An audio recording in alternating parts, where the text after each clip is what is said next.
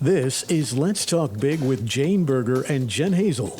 The Owens Community College campus read is taking place now and throughout the semester with the goal of bringing awareness of different perspectives through books. The campus read book is the New York Times bestseller, Tru Biz by Sara Novic. Tru Biz is a story of sign language and lip reading, cochlear implants and civil rights, isolation and injustice, first love and loss, and above all, great persistence, daring, and joy. Now, sharing passages, topics, and events related to the book is Owens Community College Director of Library Services, Jane Berger, and Professor of English, Jen Hazel.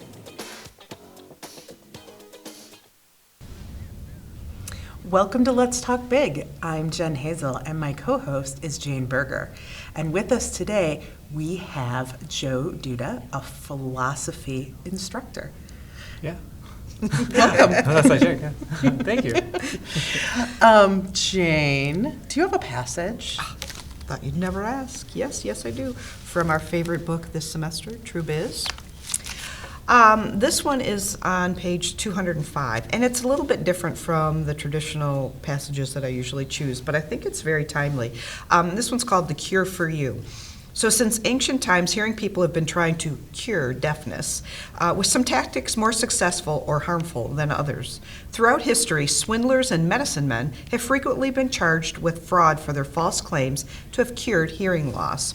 So I'm just going to highlight chronologically, going back to ancient times, some of the things that have been tried to cure deafness. In ancient times, an Egyptian recipe from 1550 BC says to inject olive oil, red lead, that's always a good thing, bat wings and eggs, and goat urine into the ear that hears badly. This is the earliest written mention of deafness. And then early 17th century, so we're moving ahead quite a bit, herbal and spiritual methods persist. This period is considered the heyday of manual education, so less historical emphasis is based on cure finding and the use of ear trumpets, which I had to say, what's an ear trumpet? And what we think is that it's like the very first ear tubes that were used. That's when they began, was in the 17th century. 18th century, ear trumpets really gain in popularity, and the variants include double-sided acoustic horn and acoustic headbands. Then moving into the 19th century, harsh chemicals like mercury and silver nitrate are used. Catheterization, trying to reach the ear blockages through the nose. Then in the 20th century, this is one of my favorites, airplane rides, particularly upside down to correct ear pressure. Hypnosis. The first cochlear implants were introduced in the 20th century. And then here we are into the 21st century, the rise of cochlear implants, internal and external device components. It bypasses inner ear to stimulate the auditory nerve rather than amplify sound. Success varies widely, which we've learned from reading this book. And in development is rehabilitative stem cell therapies and gene and genome editing. So while hearing people have attempted to cure deafness for centuries, it's important to note a difference in technological power, age of application, and permanence for 21st century cures, raising questions of ethics and consent. Deaf children are already non-consensually implanted with cochlear implants, but what happens when an infant is injected with stem cells and made hearing, or a fetus is, quote-unquote, edited in utero? Lots of big things to think about. We have, it just brings up some, I think, ethical and maybe, some philosophical questions. Does the medical community have an ethical obligation at all to preserve human, dignity and diversity? I mean, why do we want to assume that deafness is bad and make everyone, hearing? Yeah, from my experience with this kind of subject matter, there's this really interesting shift from thinking of the medical community, particularly doctors, as being more paternalistic. They just know what's right for you. They know how the human body works, and they're going to make it go back to that way, right? to then what we see, this kind of shift to being more patient-centered, more individualistic, actually. Instead of assuming that there's some kind of average that everybody should be at, it's like, what's best for you specifically? And I think that's in part because of some philosophical literature about what the heck is a disability? What does it mean to be disabled? And what's the difference between, say, disability and a character trait? And a lot of the champions of this kind of challenge come from the deaf community, where it was challenged, well, where am I being harmed? Like, I have this language that no one else can speak. I have a culture that only I know. Those seem great, fantastical things that that are cherished. And so it's like, well, what are you fixing, right? Right, because they don't feel they're broken. I mean, there's nothing wrong. They, like you said, they're able to communicate. They have their own community. They have a group that they identify with, that they get support from. So, we're the ones that are imparting our ideas and values because we think that it's better to hear. Yeah, absolutely. So it is really an interesting question, and especially I have a specific interest in the genetic editing stuff. I've been fascinated by that. It always sounded like sci-fi, but every year we get a little closer. I know. So it's like, well, what should we do about that? Is this the right thing to do, the wrong thing to do with future people? They don't even exist yet, right? Right. I know.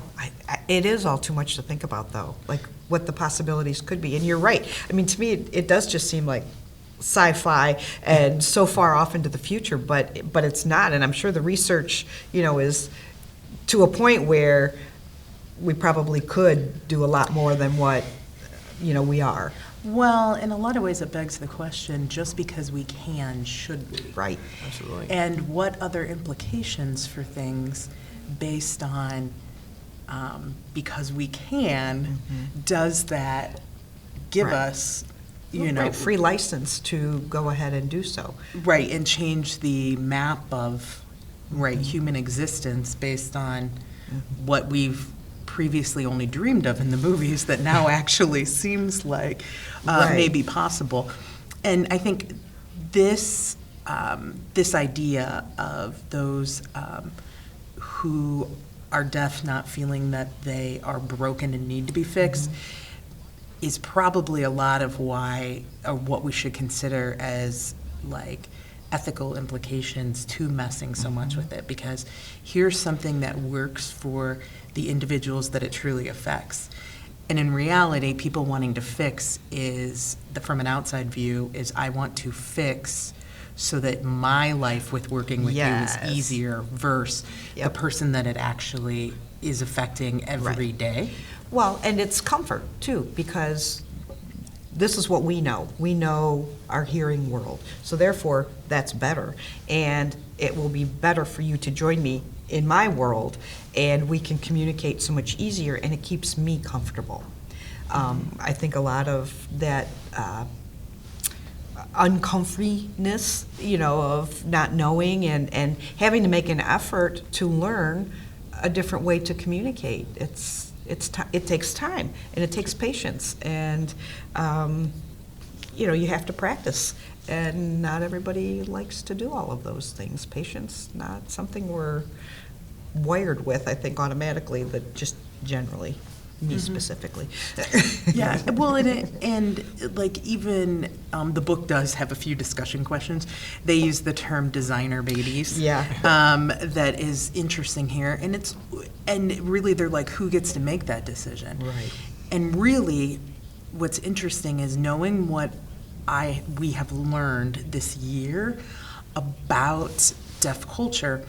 If that was changed, like me knowing as a parent I could make that change, I don't know, knowing what I know, that would be okay, because you are taking away something that could be, like Charlie gives us an example of this community that she feels a part of, that would be taking away, right, in a way that the possibility of what could be there, right? Yeah, absolutely. And again, designer baby is something I'm very interested in talking about academically and anywhere anyone will listen to me, really.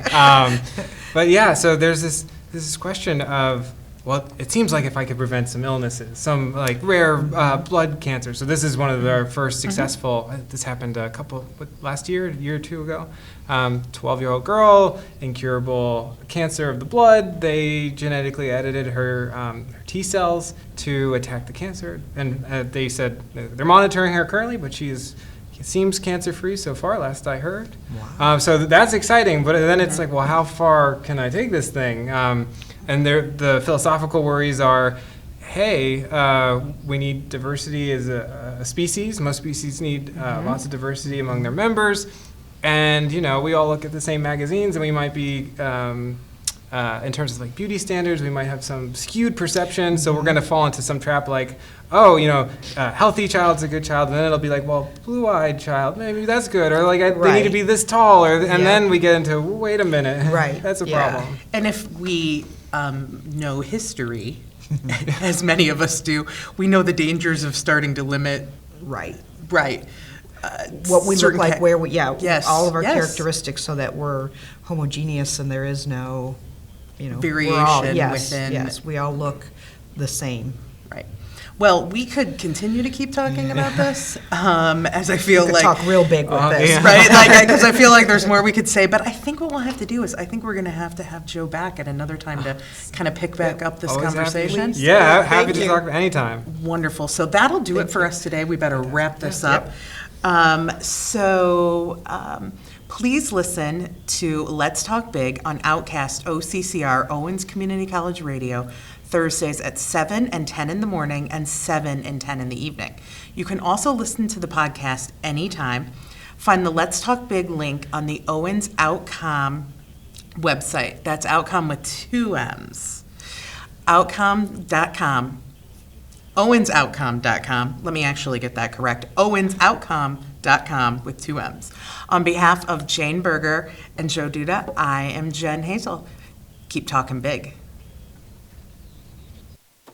Catch Let's Talk Big on Outcast OCCR Owens Community College Radio every Thursday at 7 a.m., 10 a.m., 7 p.m., and 10 p.m., and at various times throughout the week. Or listen anytime on the Outcome RSS feed. Visit OwensOutcome.com for the link. That's Outcome with 2 M's. OwensOutcome.com for Let's Talk Big.